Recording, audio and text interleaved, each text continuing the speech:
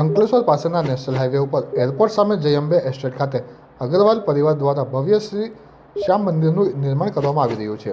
આ મંદિરના શિલાપૂજન નિમિત્તે રક્તદાન શિબિરનું આયોજન કરવામાં આવ્યું હતું, જેમાં 700 જેટલા રક્તદાતાઓએ રક્તદાન કર્યું હતું। શ્રી શ્યામ સેવા ટ્રસ્ટ અંકલેશ્વર ભરૂચ દ્વારા અંકલેશ્વરના માંડવા નજીક એરપોર્ટ સામે આવેલ જય અંબે એસ્ટેટ ખાતે ભવ્ય શ્રી રામ મંદિરનું નિર્માણ કરવામાં આવી રહ્યું છે। આ શ્યામ મંદિરની સાથે હનુમાનજી અને શિવ મંદિરનું પણ નિર્માણ કરવામાં આવી રહ્યું છે। ત્યારે ગતરોજ શ્રી શ્યામ મંદિરનું શિલાપૂજન કરવામાં આવ્યું હતું।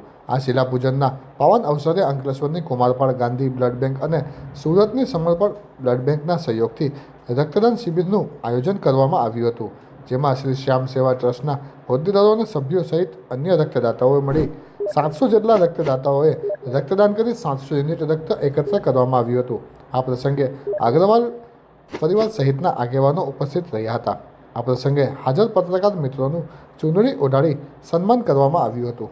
जय श्री श्याम सेवा ट्रस्ट भरूच अंकलेश्वर की तरफ से आज बाबा का भव्य पाठ का आयोजन किया गया है और बाबा का यहाँ भव्य दरबार बन रहा है।